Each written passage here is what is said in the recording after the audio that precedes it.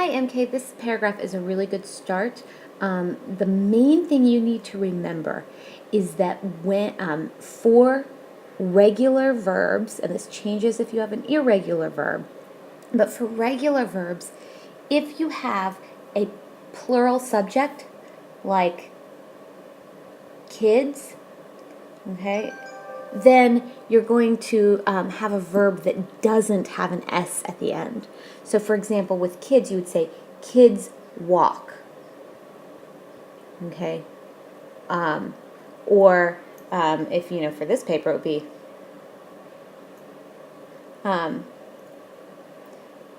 kids bully, okay? But one kid bullies. Okay, so the singular word has the S at the end. The plural word tends not to have the S at the end. Okay, so that's the main thing I want you to remember. Let's go through it line by line. So, according to this article, being a bully does not help a kid's social status. Sentence is fine. Make sure you remember to indent a paragraph, right? Remember this first word here, to always capitalize the first word of a sentence. First, bully has fake friends.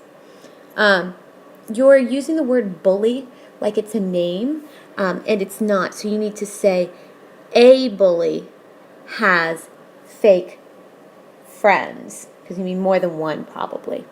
All right, and then again, a bully has fake friends because other kids don't. It's just another agreement issue, right? Don't want to be picked on by a bully or the bully. You're just using the word bully like a name. Let's take out some words in this next sentence to make it a little bit more streamlined. Capitalize. The article said, aggression significantly decreased the likelihood of being admired by classmates. Again, capitalize. It means that other classmates hate the bully. Next, kids switch, right? So with the plural, you don't want the S. Next, kids switch roles with each other.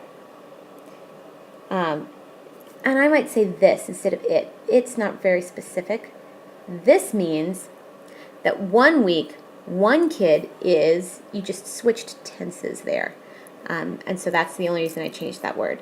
One kid is the bully, comma, and the next week, that kid gets bullied by other kids. And again, I just made it, as just streamlined it. If you say the bully on the last week gets bullied by by other kids, you have a lot of extra words, and you want to be clear who you're talking about. So, and the next week, that kid, one kid, gets bullied by other kids.